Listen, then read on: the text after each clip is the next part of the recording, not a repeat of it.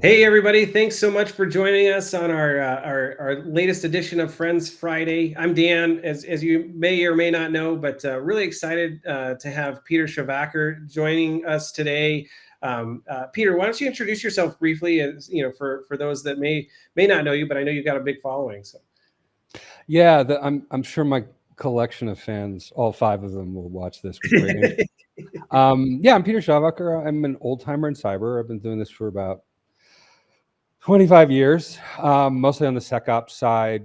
Been a CISO a couple of times. Do vCISO sometimes. Go to market consulting. I live in Mexico, in a place called Oaxaca. Come here for the food. Um, we also operate in the United States, UK. We do staffing, we do consulting, stuff like that. Great. Well, thanks. Yeah, thanks for joining us. If you're not aware with the Friends Friday cast, for those that have joined us, we're just enjoying getting to know people, bringing on friends that we've met throughout the industry, and just talking about security topics or just general tech topics that are of interest. And so we're really excited to have Peter joining us today. Wanted to kind of talk through just some kind of the notions of the current state of cybersecurity in terms of like some of the challenges. I go way back. I mean, in cyber, I've been in it almost 20 years now. And when we were getting going, at the beginning of my career, it was very much trying to convince people to invest in cyber, right? At the time, we didn't even call it that, right? But like in infosec and security, and then a lot of these bigger breaches happened, and so then the notion came like, okay, people recognize there's a need for investment. There's still a lot of discussion around how much to invest and things like that, but what have you seen work in like kind of the current state of people being able to justify some of that investment still in cyber? What are some of the techniques that people are using as they're trying to grow their programs and basically justify not only what they're spending now, but what they should be investing in the future? What's been your general experience in some of that stuff? Well, let's point out that we're recording this on the 11th of April 2024, and it is a wild market. I read a lot of history, and I think a lot about what's getting recorded currently. I have for a long time, and like how people are going to look back at this time, and what they're going to see is there's this radical pivot. Late Q3 last year, Q4 for sure, we saw it down in cybersecurity in the United States, a pretty serious downturn, and we're still in it. And it's anybody's guess why it's happening, how long it's going to last, what's going to pull us out. But there are a couple of things that are fairly obvious. One is that for the past 15 years, we're like the salad days of cyber in terms of the industry. Yeah. The benefits we've conferred on our customers, not so good.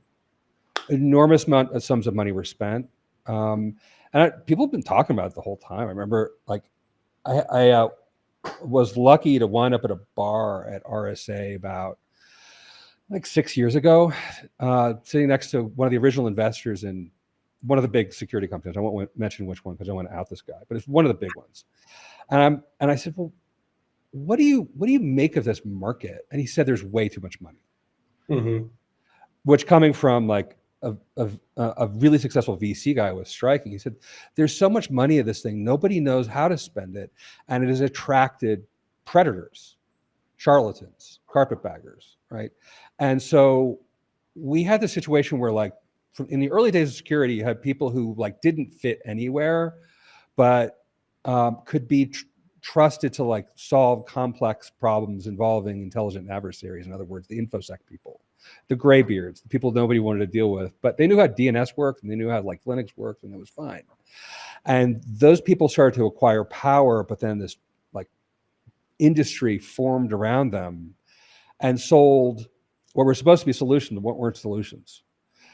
Over time, we told stories to the economic buyers, to the CFO, the COO, the CEO, the compliance people, and they trusted us, and now they don't anymore.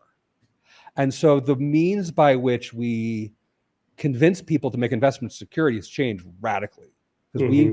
prove ourselves on a business level, the funding doesn't happen. There are other complications like, the promise or threat of AI, depending on how you look at it. Interest rates are still relatively high. VC hasn't come back. So there are a lot of economic dynamics that are going on. Oh, by the way, there are 2 wars going on right now. Right. And maybe another 1 or 2 on the way. So. No, I think that's fascinating. Yeah, because I think I've experienced. I mean, I would relate exactly to that as well. And Haroon Mir has some good articles and stuff and commentary in the past. Founder of Thinks Canary, just super sharp insight on like the misnomer that investment in cyber, like you go to the floor at RSA and you see the rotating, you see a lot of the rotating vendors where they got a lot of money and then they kind of fizzled out because they really weren't, providing a lot of solutions. And I think that has been detrimental to the industry, in the past. And I think my opinion is that organizations are now kind of recognizing like, hey, we actually have to like hone in on like what actually provides value and like it's not that we shouldn't be doing cyber and securing our infrastructure in organization, but it's like what are the things that actually have the most impact, right? So like from my perspective, it's and I led a security team, so it's like, hey, how do we determine if we're working on the right things? Like how do we prioritize this risk? And so we've seen the risk quantification kind of companies and things like that. To me there's promise in that kind of notion. I think some of the ways that people have gone about it are kind of wrong personally, but I'd be curious to your thoughts on like kind of that approach and what you've seen people, what is, if anything's worked, right? So. No, let's talk about risk. Cyber is, I'm a small business owner, small, like, 10 people. Cyber is not like in this list of risks, the top 10 risks. It's not in the top 5. It's not. It's like the bottom 5 or bottom half of a bottom 5 of that top 10, maybe. It doesn't really get my attention until it pops up to the top. And then I just want to push it back down because I want to sell staffing, recruiting, professional services, stuff like that. That's what I do for a living. And when security intrudes for my business, I need to take care of it quickly. But my top risks are, I don't make payroll. I get in trouble with one tax authority or another because I'm in Mexico and the United States. I lose key employees. Somebody gets sick. Somebody burns out. I have a customer that's dissatisfied or they have a problem and we're not positioned to deal with it. Like those are business risks. Cyber, it's not there. So like when we start talking about, when we're trying to start making the case for more invest in cyber, we'd ask like, what are your other risks? Where does this stack up? And have you done a risk analysis of your cyber risks? Tell me 3 things you really care about. And we see the same stuff over and over again. We see compliance, cyber compliance, which is a cyber risk. Don't let anybody tell you this cyber and compliance are not the same, or not closely related. They are. Another is data exfil. And another really just comes down to reputation risk. Like, just briefly, when we talk about extortion attacks and things that involve encryption, encrypting devices and downing them, is that really that much worse than, say, a weather event like a hurricane comes to town, or the disruption caused by, gosh, I've lived in Mexico so long. What's it called when you have a lot of snow? Like a blizzard. A blizzard. Yeah, like a blizzard happens. Or like the other day, we had an eclipse and nobody was working for about an hour, right? So when you take those kinds of non-cyber things into account and compare them to cyber, it's like, well, almost every company of size has gotten hit. And what they found is, well, wasn't that bad, right? So what do? You start analyzing risk. You can use quantitative methods. You can use qualitative methods. You can stack rank. My recommendation is do one. Right. And then and then refine and seek out the advice of people who know how to do it. Like there's the FAIR Institute. There are plenty of people who who have one way of quantifying risk or another. There's simple ALE calculations and like guesses. Fine. But get really hard nosed about the risks you're accepting versus the risks you're avoiding and that kind of stuff. Especially if you're a CISO. I've had the job a couple of times. I do vCISO now. As a CISO, my main job is figure out what risks to accept and how to calculate the loss expectation from that, and then make sure that the resources are available and aligned to the mitigation if that needs to happen. Mm-hmm. We have to simplify the entire thing. It's way too complicated. We can talk about why, but I'll pause there.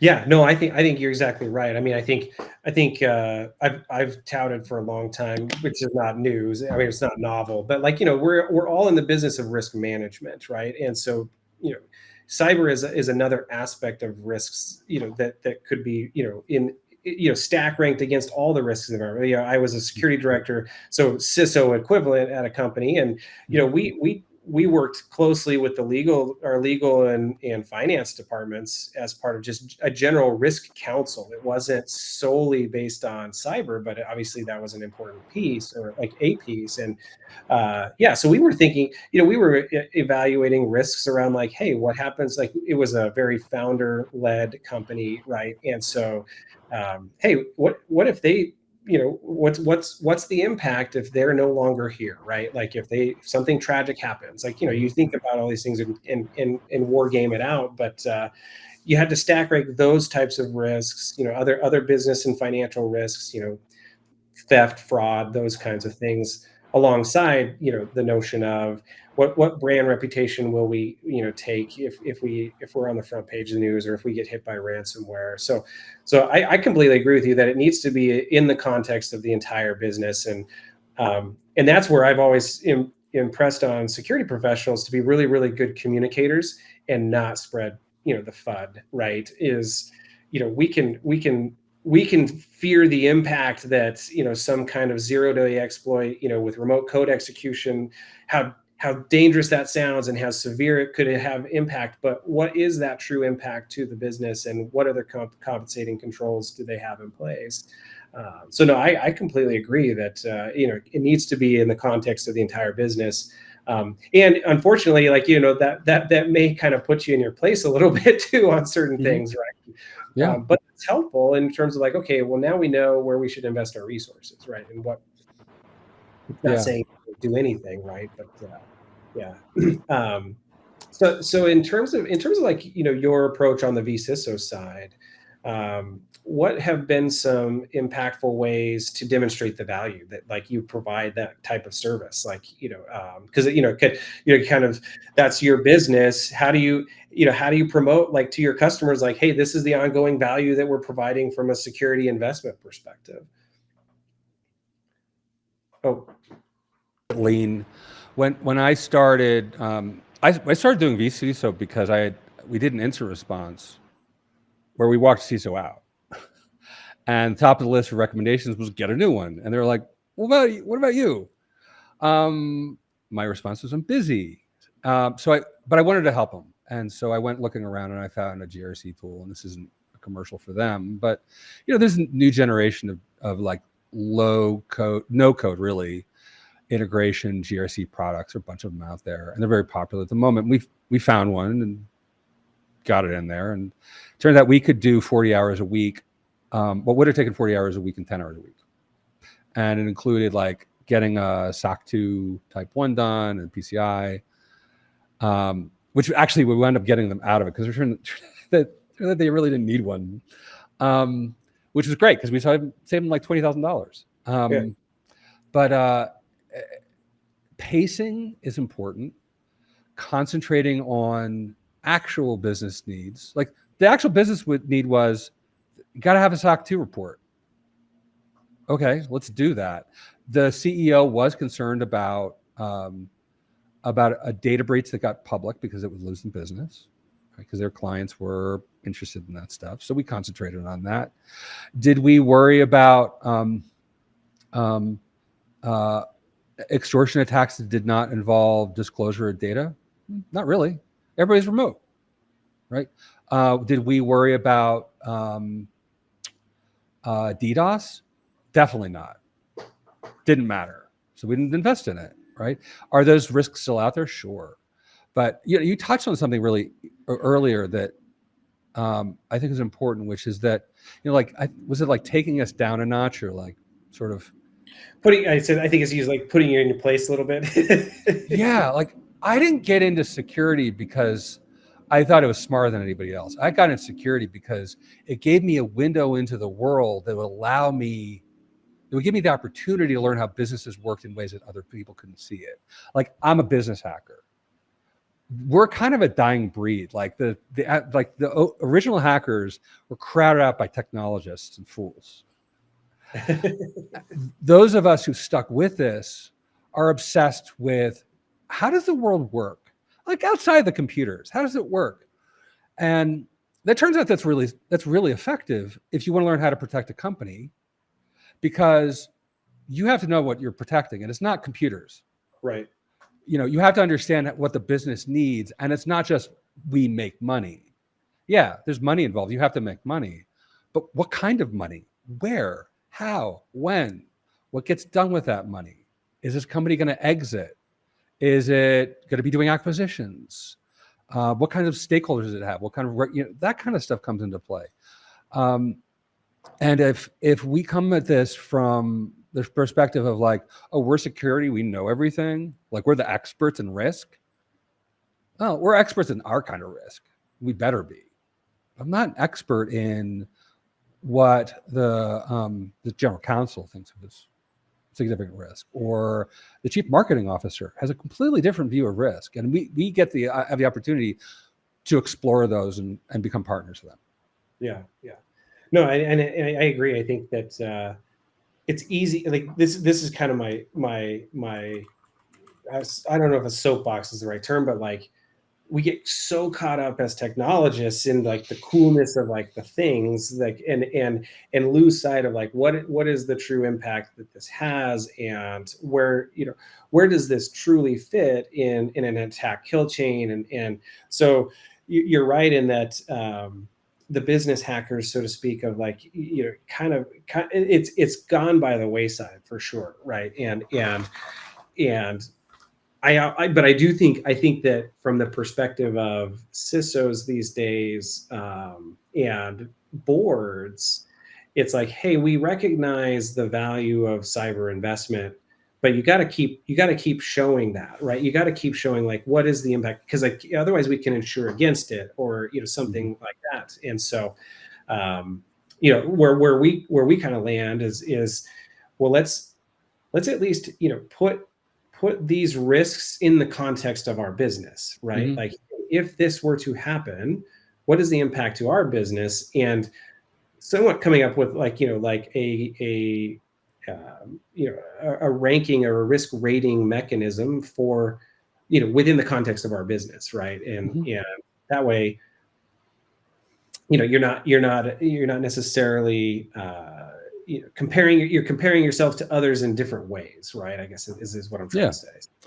Yeah, risk metrics are like, favorite exercises. I had a trainer, I was like, so what's the best exercise for me? He's like, the one you'll do. That's it. The one you'll do. What's the most important musical instrument? I don't know, the one you play. It's just like, use one, stick with it, maintain consistency. If you've ever done like archery or shooting sports, it's like, it's all about consistency, because then you can make minor adjustments and you can hit it, right? Same thing. Yeah. That notion of like, my wife always tells me about exercise is like, just doing something is better than nothing, right? Yeah. So, by the way, I haven't been to the gym in like a week, so I'm all hypocrite right now. You're better than me. I have a little workout thing at home, but it's still it's hit or miss. We'll just say that much. Yeah, no, I think this is fascinating. I mean, I think it's always a good topic in terms of kind of recognizing where risk and cyber truly are extremely similar. I think there's a lot of there's always that ongoing conversation around like the security and the risk and the compliance, how they're all kind of in the separate buckets, and they're one and the same, right? It's just coming at it from different angles. And I think that's, what's most important is like, how does it fit into the context of the business, and what are they, what should they be most concerned about from a holistic perspective? Yeah. Yeah. Well, this idea of the risks of the business is a little bit misleading, because the business is like, the company never has an opinion. The company cannot want anything. Companies don't want. The people who in those companies want things, and hopefully they're not too badly misaligned. Mm-hmm. Back in the days when before I was thrown out of college, I learned this thing in economics class called the agency problem. Which, do you remember this one? Did you go to college? I did. Yep. I did. I mean, I got thrown out of some excellent schools, but the agency problem says, like, there's this contradiction in business, in that the people who are supposed to be working for it don't really work for it. They oftentimes they don't even know what the aims of the company are. Certainly, a lot of the time, the people who are at the top are not really out for the interests of the business. Mm-hmm. As stated, right? They're out for their paycheck. And like, what do I want as like an IT manager is like, I want to leave at 5:30 on Friday so I can get to my kid's soccer game. As like somebody who's in procurement, I want to get promoted, right? So you have to figure out what the interests are of the people and see if you can align them around like the stated aims of the company. If you can't, then you're in this like kind of like Mogadishu situation. There was a war at this place called Mogadishu a long time ago. Yeah. Right, where everybody's out for themselves. Yeah. But cyber has to be. We have to be kind of like the grown-ups in the room and be responsible and say, like, this is what it seems to be the stated goals of the organization. This should align. Are we hitting that? And if it doesn't, we also need to have the professional responsibility and the integrity to walk away. Right. This is what all the SEC stuff is about. It's not about lying, or it's not about like bad controls or whatever. So you lied on the paperwork. Right. Yeah. I mean, like, what's the diligent and responsible thing to do? Yeah, like you said it right. Like the adults in the room, right? Well, not to say that the others aren't, right? But we have to do our part, because I don't want to disparage business leaders. Yeah. Everybody's trying really hard these days. Everybody, right? We just have to do our part. Yeah. No, I think that's fascinating. Well, I don't have. I mean, this has been a great topic. I mean, I think hopefully it's been engaging for the audience. But if you're listening, if you have any comments, feel free to leave them in the comments below. We're happy to get back to you, and really appreciate Peter and your insight. Any closing thoughts that you want to leave for the audience, or final things to say? Just this. It was a pleasure being invited to this. It was fun. I wish maybe we'll do it again. No one's listening. No one will listen except like people's moms. So, but if any such people want to reach out, you can find me on LinkedIn. We also, a little commercial. We operate a lot of free training and community events, including CISSP study groups in English and in Spanish, different nights. And instant response tabletops as games and mentoring and all that stuff. So if you are interested in being part of a real community, it's all free. You can find me on LinkedIn. I'll hook you up. Great. Yeah, thanks for that, and thanks for your contributions to the community. That's really important, and always appreciate it. So, well, with that, we wish everybody a happy Friday, as you'll be listening to this on a Friday. So enjoy the rest of your day and the rest of your weekend. And thanks again, Peter, for joining us. We'll definitely look to have you back. So, thank you. Great pleasure.